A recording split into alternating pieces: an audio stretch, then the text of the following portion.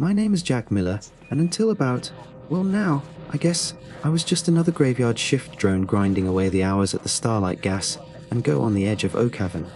You know the type of place. Just off the highway interchange, flickering fluorescent lights casting that sickly green glow over rows of chips and candy, the smell of stale coffee permanently baked into the air, punctuated by the tang of gasoline fumes drifting in whenever the door slides open. It's not glamorous, hell, it's barely even tolerable some nights, but it paid the bills. Mostly. Oak Haven isn't a big town. It's one of those places you pass through on your way somewhere else, a comfortable little bubble of suburban normalcy nestled between cornfields and a stretch of unremarkable woods. We've got a main street, a couple of decent diners, a high school football team people get way too passionate about, and the Starlight, the last stop for gas and questionable hot dogs before the highway really opens up. My shift usually runs from 10 p.m. to 6 a.m. It's a lonely stretch. You get the last few commuters heading home late, truckers fueling up for the long haul, maybe a couple of drunk college kids looking for munchies, and then nothing. Hours of silence broken only by the hum of the coolers, the buzz of the lights, and the occasional crackle of the police scanner I keep behind the counter, more out of habit than necessity. Crime in Oak Haven usually peaks at teenagers TPing Old Man Henderson's oak tree, or maybe a bar fight downtown. Excitement is a flat tire at Pump 3. This particular night started like any other Tuesday. Muggy, late spring air hanging heavy, the threat of a thunderstorm that never quite seemed to arrive. I clocked in, relieved Dave, the afternoon guy, perpetually smelling of cheap cologne and desperation, did my usual routine. Brewed a fresh pot of coffee, mostly for myself, checked the expiration dates on the milk, restocked the Slim Jims, wiped down the already clean counter. The motions were automatic, muscle memory honed over 3 years of this. The first hour was dead quiet. I scrolled through my phone, catching up on pointless internet arguments and watching dumb videos. The small TV mounted in the corner was on, tuned to a 24-hour news channel volume low, just background noise. Something about riots. No, not riots. Some kind of weird sickness outbreak in a few major cities on the East Coast. Philadelphia, maybe, Boston. The anchor looked unusually grim, talking about aggressive behavior, quarantines, emergency services overwhelmed. I barely paid attention. Sounded like some hyped-up flu season scare story. They always needed something to fill the time. Bad flu, weird symptoms, people acting crazy happens every year, right? Just media fear-mongering. I remember thinking I should probably get my flu shot soon. Around 11:15 p.m., a beat-up pickup truck rattled up to Pump 2. An older guy, grizzled face etched with road weariness, probably a trucker. He came in, grabbed a jumbo coffee, and 2 packs of Marlboros. "Heard anything about that mess back east?" he asked, his voice raspy. He gestured vaguely towards the TV with his coffee cup. "Just what's on the news." I shrugged, ringing him up. "Sounds like a nasty bug going around," he grunted, stirring 3 packets of sugar into his coffee. "Nasty ain't the word. Got a buddy runs dispatch out of Philly. Says it ain't no bug. Says people are attacking each other. Biting. Like animals." He shook his head, paid with a crumpled 20. "World's gone nuts. Stay safe out here, kid. You too," I said, forcing a smile. Biting. Sounded crazy. Probably just rumors, truckers' tales getting bigger with every mile marker. Still, his grim tone left a faint residue of unease. The next hour passed. Another trucker, quieter this time. A young couple who looked like they were arguing, buying gas and nothing else. The tension between them thick enough to cut with a knife. Normalcy. The police scanner crackled occasionally, minor traffic stop, a noise complaint. Nothing out of the ordinary for Oak Haven. Then, around 12:30 a.m., things started to feel off. It began subtly. The power flickered once, twice. The lights buzzed louder for a second, then settled. Happens sometimes, especially when a storm's brewing. But the air outside was still, unnaturally quiet. No wind, no distant thunder, just oppressive humidity. My cell service dropped out. 1 bar, then none. Searching, that was weird. The tower wasn't far. Maybe maintenance. I tried the landline behind the counter. Dead air, not even a dial tone. Okay, that was definitely weird. Lines could go down in a storm, but there was no storm. Just stillness. I fiddled with the radio, switching from the local pop station to AM news. Static. More static than usual, cutting through the announcer's voice. He was talking about the same thing, the outbreaks, the escalating chaos. He mentioned reports of incidents spreading, smaller towns now, closer. He sounded strained, his professional calm wavering. Then the signal dissolved into pure white noise. A prickle of real anxiety started crawling up my spine. No phone, no radio. Weird news reports getting worse. This wasn't feeling like a normal Tuesday night anymore. I walked to the glass door, peering out into the pool of light cast by the station's sign. The highway interchange was unusually empty. Usually, even this late, you'd see headlights slicing through the dark every few minutes. Tonight, nothing. Just the empty asphalt gleaming under the starlight's glow. The silence felt heavy, expectant. I checked the lock on the door, bolted. Standard procedure after midnight. But tonight I double-checked it. My heart was beating a little faster. Calm down, Jack, I told myself. Probably a localized power issue, maybe a transformer blew somewhere. But the lights were on. The coolers were humming. Just communication seemed dead. Around 100 a.m., a car pulled in, not to the pumps, but screeching to a halt near the entrance of the store. A late model sedan dented on one side. A woman stumbled out, maybe in her late 30s, dressed in pajamas, her hair wild. She ran towards the door, her eyes wide with panic. "Let me in, please. God, let me in," she screamed, banging frantically on the glass. Her voice was hoarse, terrified. I hesitated. This wasn't normal. My training screamed not to open the door for erratic people late at night. But the sheer terror in her eyes. What's wrong? What happened?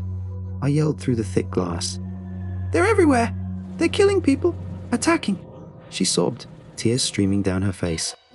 She pointed frantically back down the road she came from, towards town. "My neighbor! He attacked me! Bit me!" She pulled up the sleeve of her pajama top, revealing a ragged, bloody mark on her forearm. It looked bad. Deep, like a human bite, but somehow more savage. "Ooh, who's attacking?" I asked, my voice trembling slightly. The trucker's words echoed in my head. "Biting, like animals. I don't know. People.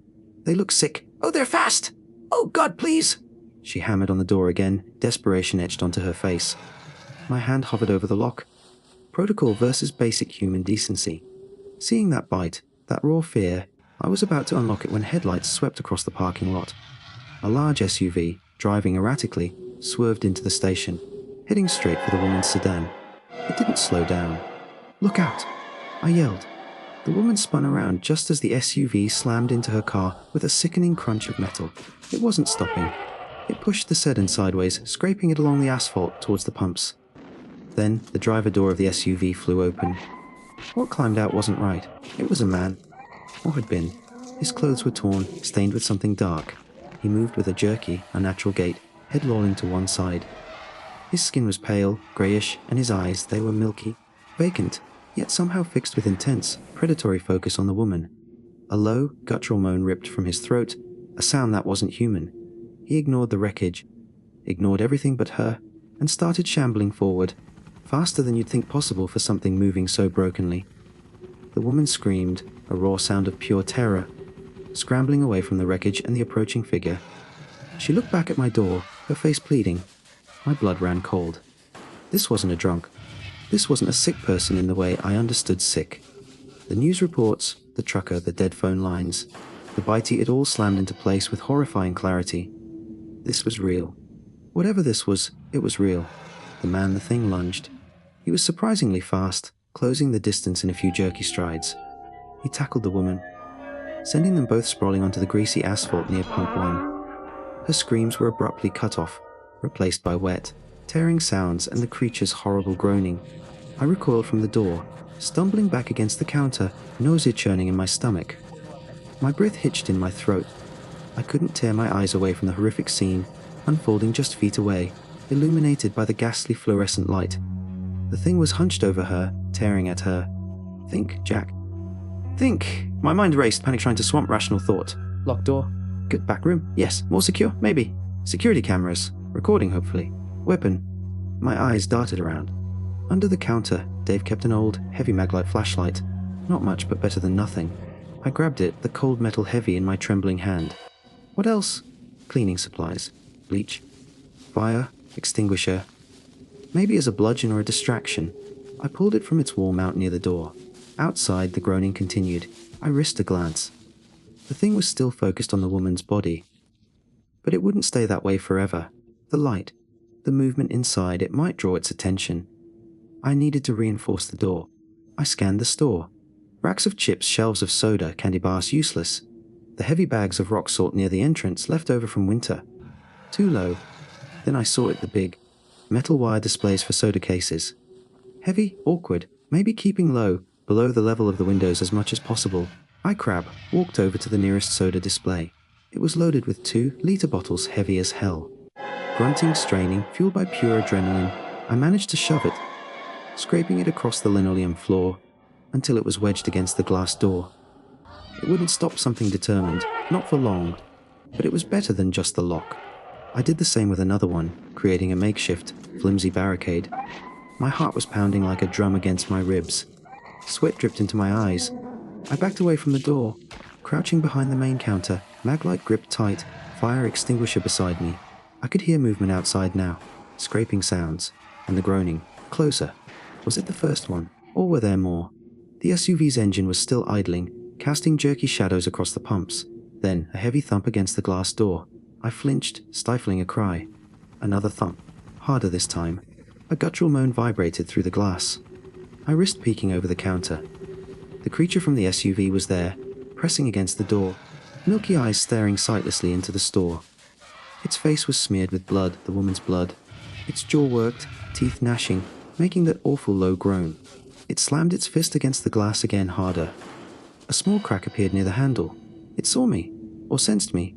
Its head snapped up, focusing right where I was hiding. The vacant look was gone, replaced by a terrifying single-minded hunger. It threw its body against the door. The glass shuddered. The soda display scraped back an inch. Panic seized me. Pure, unadulterated terror. This wasn't a movie. This wasn't a news report from far away. This was happening. Here now, to me. Another slam. The crack spiderwebbed outwards. The flimsy barricade groaned. I scrambled backwards on my hands and knees, heading for the narrow door behind the counter that led to the small back office and stockroom. It had a solid wood door, thankfully not glass, and a deadbolt. The creature outside roared a wet, choking sound and slammed against the front door with renewed ferocity. The glass wasn't going to hold. Not for long. I reached the backroom door, fumbled with the knob, wrenched it open, and stumbled inside, slamming it shut behind me. My shaking hand struggled with the deadbolt, finally sliding it home with a satisfying clunk. I collapsed against the door, gasping for breath, heart threatening to explode out of my chest. Darkness enveloped me. The only light was a sliver coming from under the door. Outside, in the main store area, I heard a tremendous crash, the sound of shattering glass, followed by the creature's triumphant, horrific groaning. It was inside the store. I was trapped in the stockroom. The first hour of the nightmare had passed. The sun wouldn't be up for another 4.5 hours, and the starlight gas and go was no longer my boring, lonely workplace. It was a hunting ground, and I was the prey. The first 24 hours had begun. I just had to survive them. The clunk of the deadbolt sliding home echoed in the sudden, suffocating silence of the stockroom. It was the loudest sound in the world, second only to the frantic hammering of my own heart against my ribs.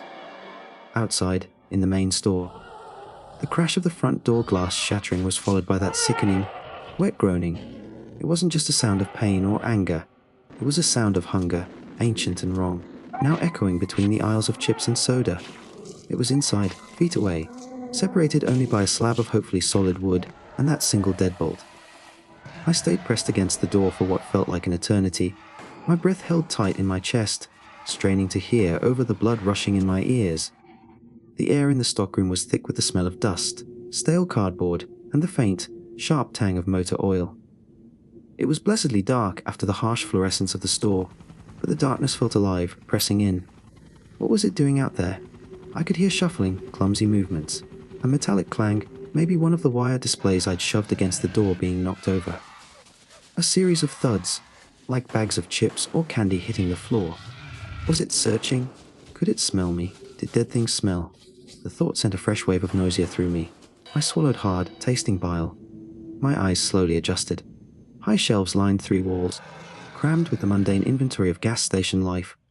Boxes upon boxes, cigarettes, candy bars by the carton, plastic, wrapped bundles of paper towels, beef jerky strips, lottery ticket rolls.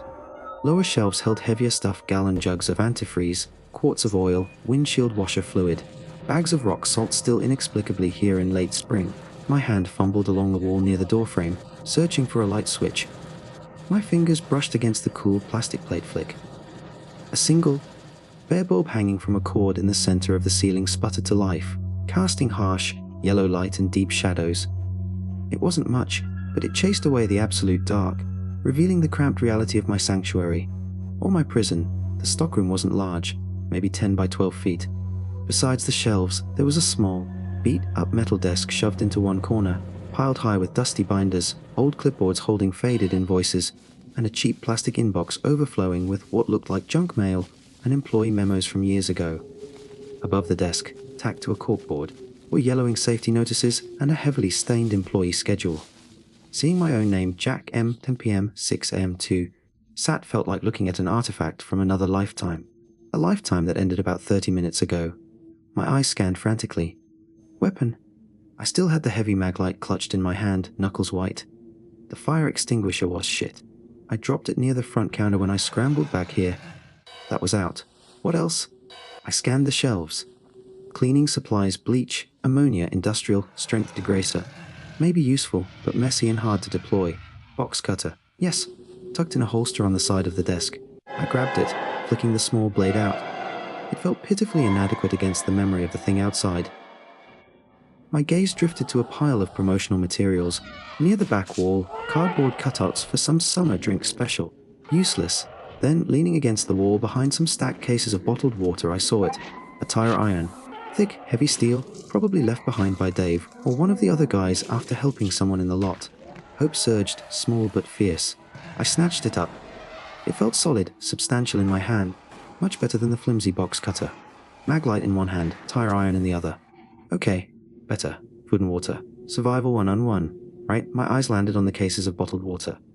At least 6 cases, 24 half-liter bottles each. Good. That was very good. Less promising. Boxes of candy bars, Snickers, Milky Way, Butterfingers. High calorie, sure, but pure sugar. Cartons of cigarettes I had no use for. Then, on a lower shelf, I saw a dusty box labeled write-offs. Inside, dented cans of soup, chicken noodle, expired 3 months ago. Crushed boxes of crackers are stale, probably. And a handful of protein bars, peanut butter flavor, mercifully still within datey. Not exactly a feast, but it was sustenance. Maybe enough for a few days if I rationed carefully. Panic wasn't going to help, planning might. First aid. There was a standard issue kit mounted on the wall near the door. I popped it open. Bandages, gauze pads, antiseptic wipes, medical tape, some aspirin, burn cream. Basic stuff. Nothing for, zombie bites, but better than nothing for cuts or other injuries. I noted the antiseptic wipes. Keep infections down. God, what a thought. Then I checked the room's potential exits. High on the back wall was a small, grimy window, maybe 2 feet square. It was reinforced with thick wire mesh embedded in the glass, and had metal bars bolted across it on the outside. No escape route there. It looked out onto the patch of scrubby woods behind the station. All I could see in the dim light filtering from the store, sign around the corner was darkness and the vague shape of trees. The back door, opposite the desk, mostly hidden behind stacks of soda syrup boxes, was a heavy steel door. A delivery entrance. I cleared a path, heart pounding again. It had a handle but no lock on this side, just a heavy panic bar for pushing open. On the outside, I had no idea. Was it locked from the outside? Bolted? Was there another thing waiting out there? It led, I knew, to a small, cracked concrete pad behind the station, usually littered with overflowing dumpsters and discarded cigarette butts. Beyond that, the woods began almost immediately. An escape route, maybe. A death trap, equally likely. For now, the stockroom felt marginally safer. Just as I finished my assessment, the sounds from the main store changed. The random shuffling and clatter stopped. Silence descended again, thick and heavy. My breath caught. Where did it go? Did it leave? Did it somehow get out? Or was it listening? TMP. The sound slammed against the stockroom door, vibrating the wood under my hand. I leaped back, stifling a yelp. Tire iron raised defensively. Teach me, Chumanpi, it knew I was in here. The deadbolt was the only thing holding it back. Guttural, choke moans accompanied the blows. It wasn't just randomly bumping into the door, it was attacking it. Scraping sounds followed, like fingernails, or maybe broken finger bones dragging across the wood. Panic surged again. Cold and sharp, I looked wildly around the room. What could I use to brace the door? The cases of water! Adrenaline surged anew. I grabbed one, then another, grunting with the effort, stacking them against the door, wedging them tight under the handle. 4 cases high, a solid wall of plastic and water. It wouldn't hold forever, but it might buy me time. Time for what? I didn't know. The banging continued, rhythmic, relentless thump, scrape, groan, thump.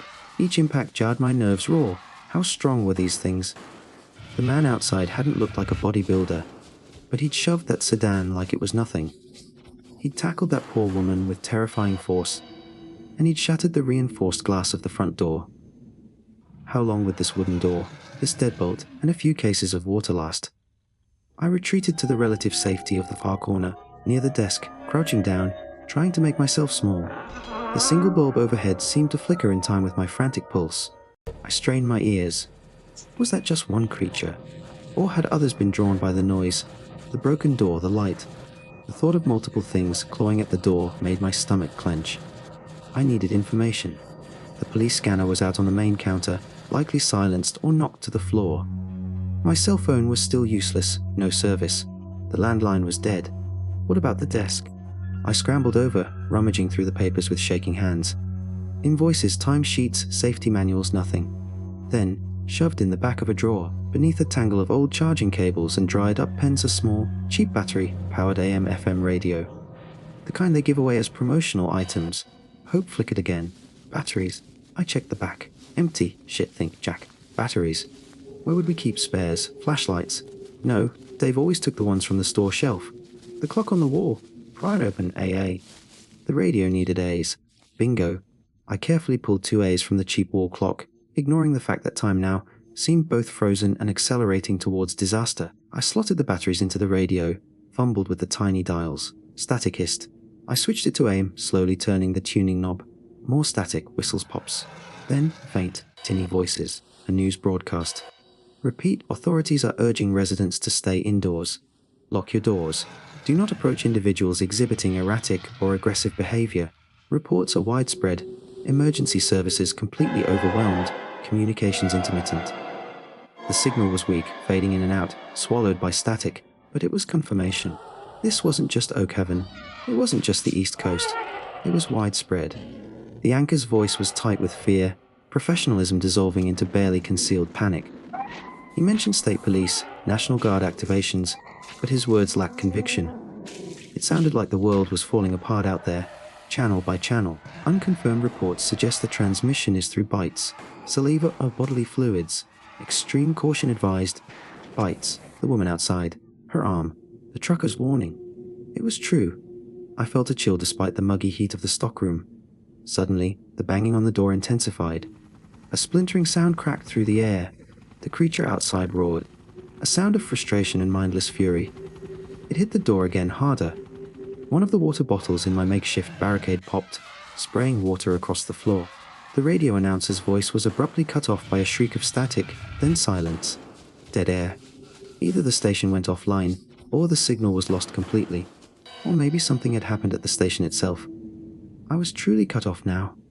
Alone with the thing trying to beat down my door. How long had I been in here? I glanced at the clock I'd cannibalized for batteries. Its hands were frozen at 1:47 a.m. I guessed maybe half an hour, 45 minutes had passed since I locked myself in. Hours to go until sunrise. Hours of this. The banging stopped again. Silence returned, heavier than before, broken only by the creature's low, persistent groaning just outside the door and the faint drip. Drip from the broken water bottle. Was it giving up? Resting? Or figuring something else out? I held my breath. Listening, then I heard a new sound, faint but distinct. Coming from outside, not the main store. Outside the building, it sounded like tapping. Rhythmic tapping on metal. Tap, tap, tap. Tap! Was it coming from the back door? The steel delivery door. My blood ran cold. Was there another one out there? Had it found the other entrance? Or was it something else? Could it be another survivor? Someone else trapped, looking for a way in, or maybe signaling? Hope that treacherous bastard flickered again. Should I risk making a noise? Call out? What if it drew the attention of the thing in the store? What if it drew the attention of more things outside? The tapping continued, quiet but insistent. Tap. Tap, tap. My mind raced. Stay silent. Investigate. It was a gamble. A potentially fatal one. The creature in the store was quiet now, maybe listening too. Or maybe it had finally wandered off, drawn by something else. But I couldn't be sure. The tapping stopped. Silence again. Had I imagined it? Was the stress finally getting to me? Then, a low scraping sound, right near the back door, like metal dragging on concrete. My eyes darted towards the steel door, hidden behind the syrup boxes. The tire iron felt heavy, inadequate. The mag light beam shook in my hand. What was out there? Friend or foe? Or just another nightmare in the making? The silence stretched. I was trapped between the known horror in the store and the unknown horror potentially waiting behind the building. Every instinct screamed at me to stay hidden, stay quiet. But the silence felt just as dangerous, pregnant with unseen threats. Sunrise was still hours away, and the starlight gas and go, my little island of fluorescent light, was now surrounded by an ocean of darkness, filled with things that groaned and bit and tapped in the night. I had survived the initial shock.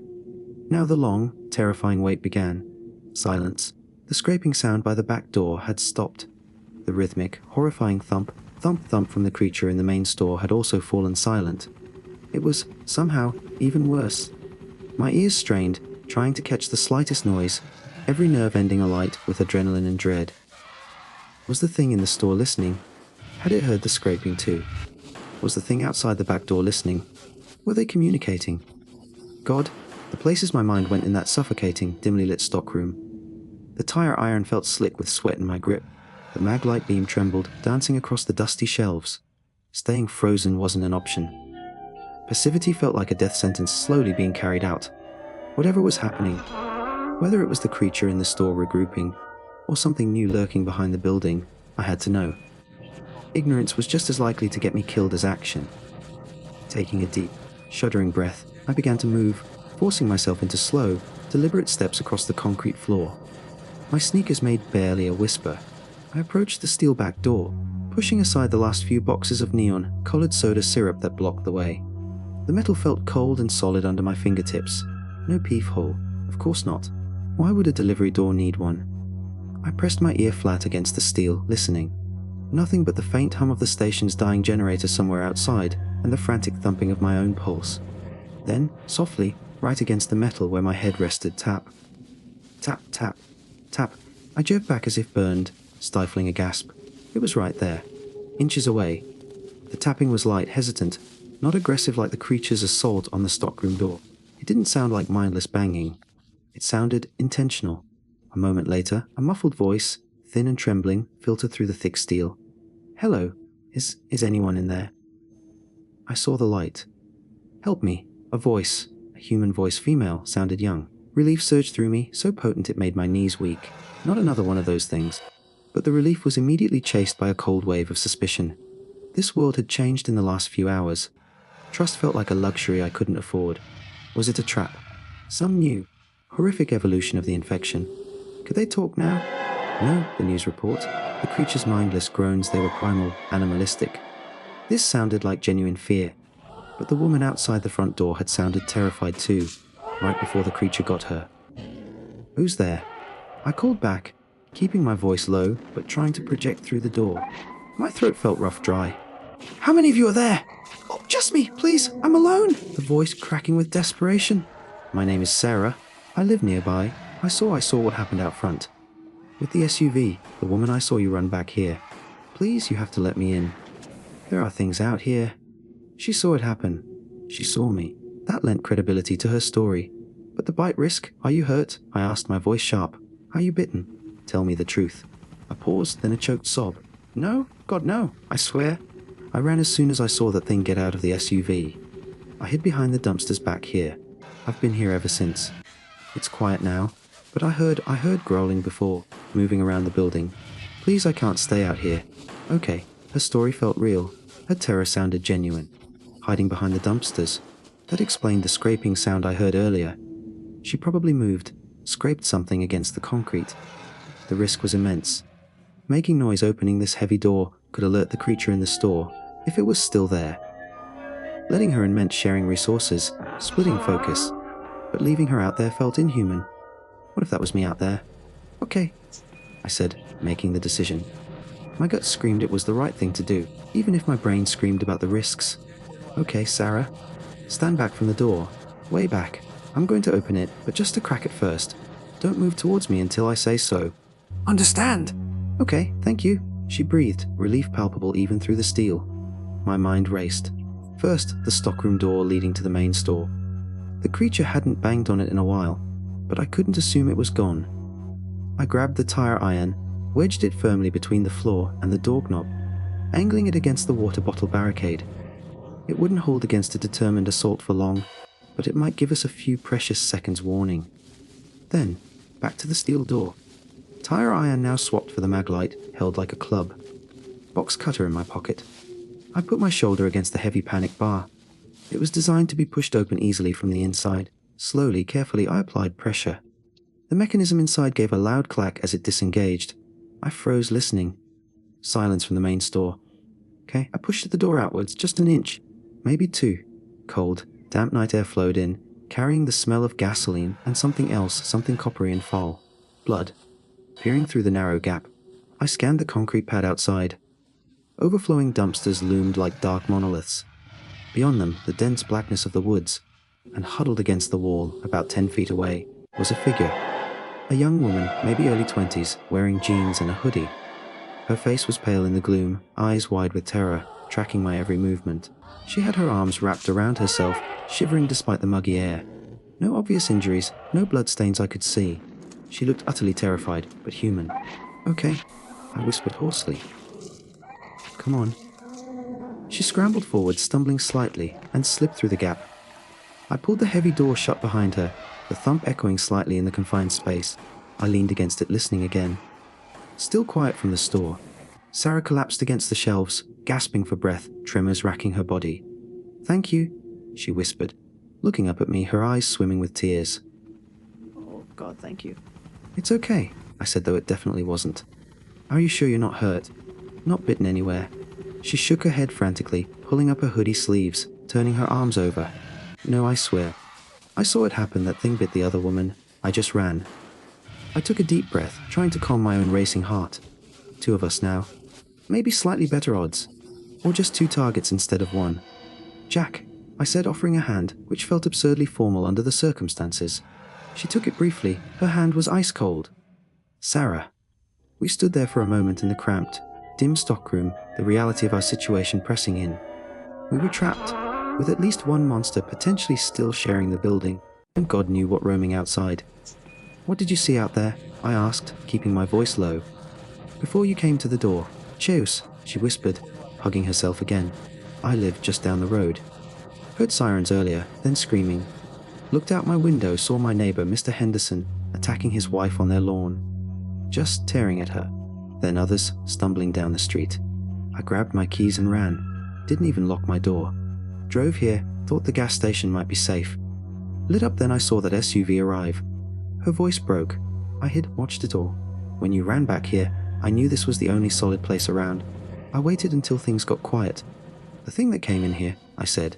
"Have you heard it? Recently?" She shook her head. It was quiet for a while. Before I knocked, I thought maybe it left. Just then, as if summoned, a low groan echoed from the main store, followed by a heavy thump against the stockroom door, right where the tire iron was wedged. We both jumped, Sarah letting out a small cry. The tire iron held, but the door visibly buckled inward with the impact. It hadn't left. It was still there, and it knew we were both here now. "Shit," I breathed, grabbing the mag light tighter. Okay, new plan? Staying here isn't going to work." Sarah stared the door, eyes wide with terror. "What do we do? Where can we go?" "Out," I said, glancing towards the steel back door we'd just sealed. "We wait for a chance, maybe when it's quiet again, and we slip out the back. Head into the woods. Away from the roads." "The woods," she looked uncertain. "At night, what if there are more of them out there?" "There are definitely more of them on the roads," I countered. "The woods are our best bet for cover. We need to get away from here. Away from town." My mind flashed back to the radio report. Widespread. Overwhelmed. Oakhaven wasn't safe. Nowhere nearby probably was. We need a plan, however desperate. "Okay. Dawn isn't too far off now." I glanced at the dead clock, trying to estimate. Maybe 400 a.m. Another hour and a half. Maybe 2, until first light. Do we wait for dawn? Better visibility, but maybe they're more active then. Or do we go now, under cover of darkness? Another heavy blow against the stockroom door. A crack appeared in the wood near the handle. The tire iron groaned under the strain. Sarah said, her voice trembling but firm, "We need to go. Now." While it's focused on that door, She was right. Waiting seemed like suicide. We quickly took stock. I shared the meager contents of the off-box stale crackers, expired soup cans we couldn't heat, the precious protein bars. We each secured a couple of bottles of water. Sarah had a small backpack with her wallet, keys, a uselessly dead phone, and half a pack of tissues. No weapons. I gave her the box cutter. It wasn't much, but it was something. I kept the mag light and the tire iron. Okay, I whispered, moving towards the back door again. Same plan. I'll crack the door. We peek out. If it looks clear right behind the station, we run. Straight for the woods. Don't stop, don't look back. She nodded, her face pale but determined. I listened intently. The banging on the stockroom door continued, relentless, consuming the creature's attention. Good, I careful. Quietly disengaged the panic bar on the back door again. Taking another deep breath, I pulled it open, just a crack. The air outside was still heavy, damp. The only sounds were the creature's assault on the other door, the hum of the generator, and the distant, unsettling chorus of dogs, barking frantically somewhere in the night. I peered through the gap. The concrete pad behind the station looked empty. The dumpsters sat like silent sentinels. Beyond them, the wall of trees loomed, an impenetrable curtain of blackness. As far as I could tell, looks clear, I breathed. Sarah nodded, gripping the box cutter. Okay, on 3. 1, 2, 3. I shoved the door open wider, and we slipped out into the humid darkness. The concrete was cool beneath my feet. We immediately crouched low, scanning the area. Nothing moved. Behind us, through the open stockroom door, the banging continued unabated. I hissed, pushing Sarah gently towards the tree line. We ran, scrambling across the concrete pad, past the foul-smelling dumpsters, feet pounding on the asphalt remnants. The edge of the woods was only 20 yards away, but it felt like miles. Every shadow seemed to writhe. Every rustle of leaves sounded like approaching footsteps. We reached the trees, plunging into the near-total darkness beneath the canopy. Branches snagged at our clothes, roots threatened to trip us. We pushed deeper, wanting to put as much distance as possible between ourselves and the starlight gas and go. Behind us, the banging abruptly stopped. A new sound tore through the night and enraged, guttural roar from the direction of the gas station. Had it heard us? Did it realize we were gone? We scrambled faster, tripping, stumbling, pulling each other up. Then, Sarah grabbed my arm, pointing back towards the highway, her eyes wide with a new horror. Through the trees, we could see the lights of the gas station, and beyond it the highway interchange. Headlights were approaching, dozens of them. But they weren't moving in neat lanes. They were swerving erratically, some fast, some crawling, and between the vehicles, figures were moving. Lurching, stumbling shapes, illuminated in the flashing beams. A lot of them. They seemed to be shuffling, almost migrating, down the highway. Dawn was beginning to break, painting the eastern sky with faint streaks of grey and sickly orange. And with the growing light, we could see it wasn't just the highway. Figures were emerging from the houses near the edge of town, shambling onto the roads, drawn towards what? The noise? Each other. The first 24 hours were far from over, and escaping the gas station hadn't brought us to safety. It had just thrown us into a much larger nightmare. The roar that ripped through the pre-dawn air behind us wasn't just rage. It was a predator's cry, staking its claim and signaling the hunt. It spurred us deeper into the woods, adrenaline overriding the exhaustion that was already starting to set in. We crashed through the undergrowth, branches whipping at our faces, lungs burning, driven by the primal fear of pursuit. The sounds from the highway, the erratic engines, the chorus of inhuman moans seemed to swell behind us, a wave of death threatening to crash over Oak Haven and swallow everything in its path.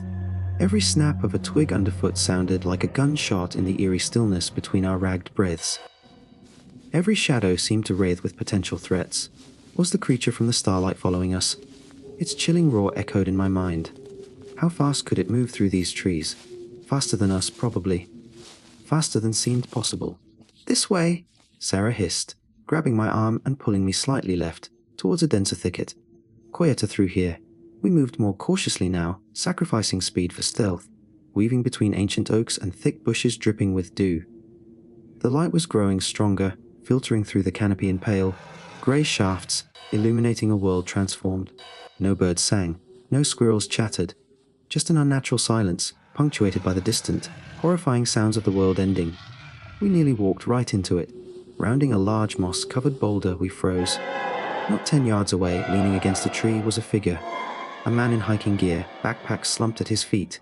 His head was slumped forward, and a low, wet gurgle emanated from his chest. He hadn't seen us. He was just standing there, swaying slightly, one arm hanging at an unnatural angle. His skin had that same sickly grey pallor I'd seen on the creature at the station. Sarah stifled a gasp, her hand flying to her mouth. I pulled her slowly, silently, backwards, retreating behind the boulder. We crouched there, hearts pounding in unison, listening to those awful gurgling sounds. After a minute that stretched into an eternity, the figure groaned loudly and began shambling off in the opposite direction, deeper into the woods, drawn by some unseen stimulus, or perhaps just aimless wandering.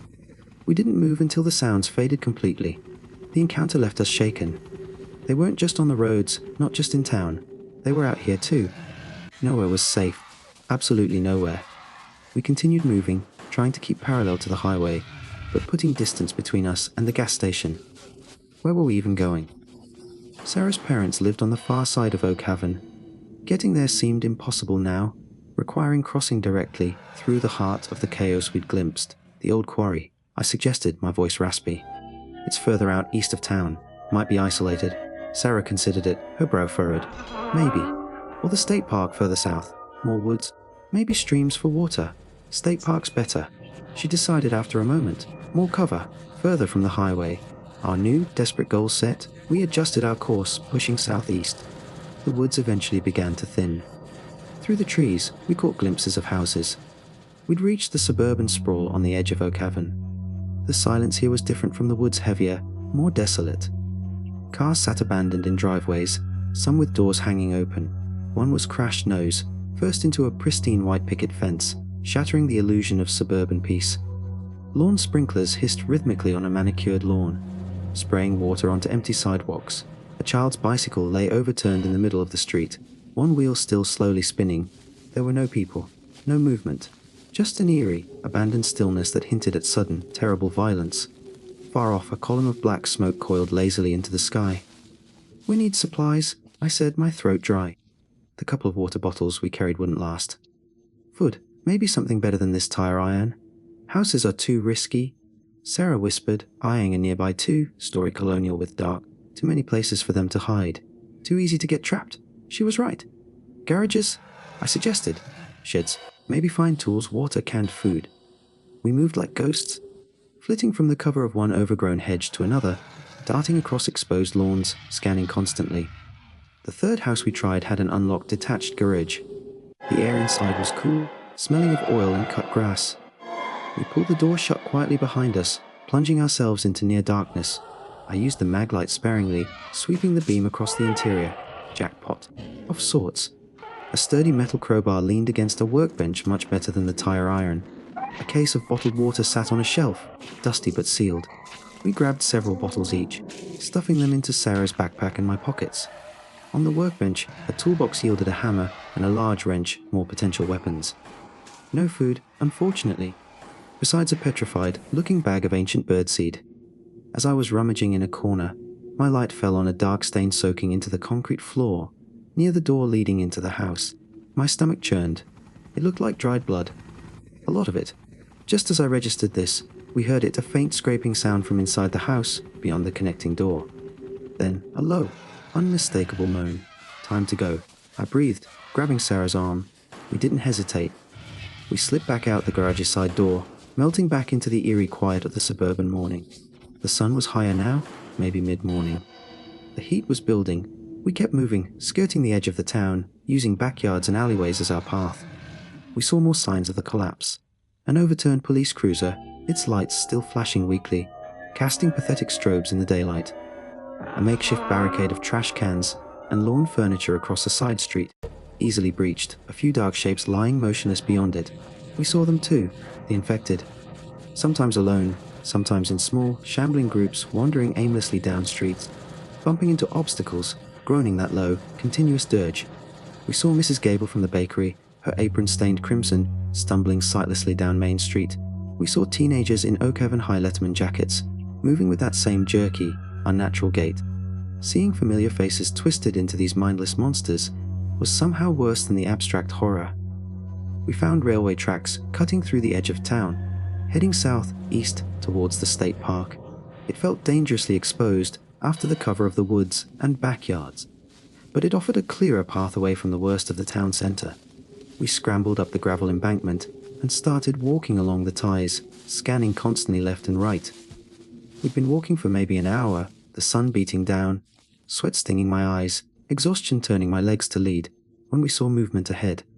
A small group, maybe 5 or 6, of the infected were crossing the tracks slowly, moving from one patch of woods to another. We dropped flat onto the hot gravel, pressing ourselves down, praying they hadn't seen or heard us. They shambled past, agonizingly slow, maybe 50 yards away. A man in a ripped suit, a woman in nurse's scrubs, a kid who couldn't have been older than 10, all moving with the same vacant-eyed shuffle, the same low moans escaping their throats. One of them stumbled, falling to its knees, and another immediately turned, leaning down, making biting motions towards the fallen one's neck, before seemingly losing interest and shuffling on. Bile rose in my throat again.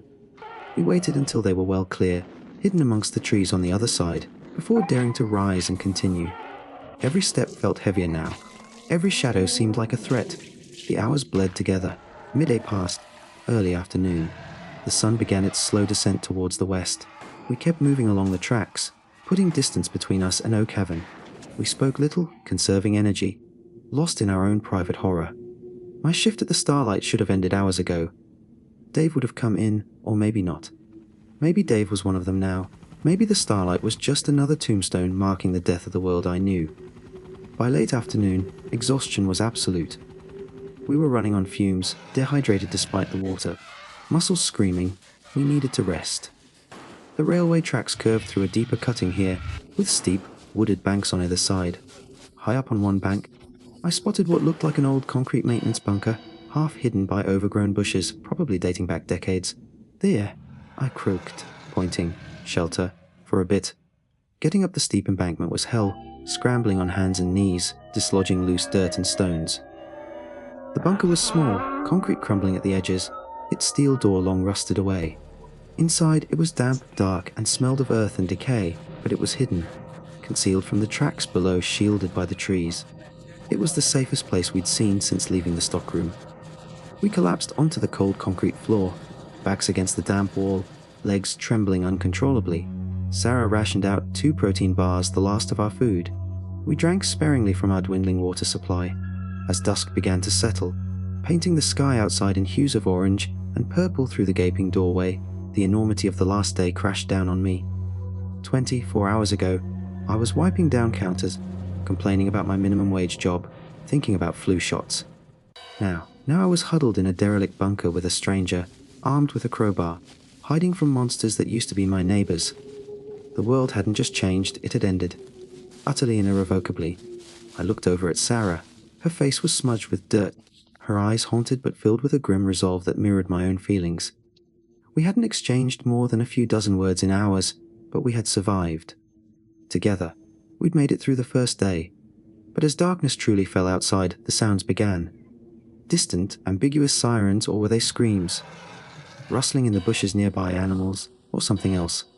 And carried on the night wind, faint but unmistakable, the low, moaning chorus of the dead. It seemed closer than it should be. 24 hours. That's all it took to shatter everything. We had survived the first wave, the initial shock.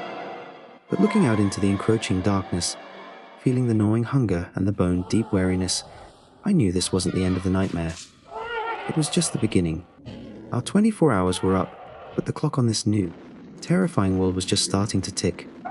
And survival was going to be measured one sunrise, one desperate hour, at a time.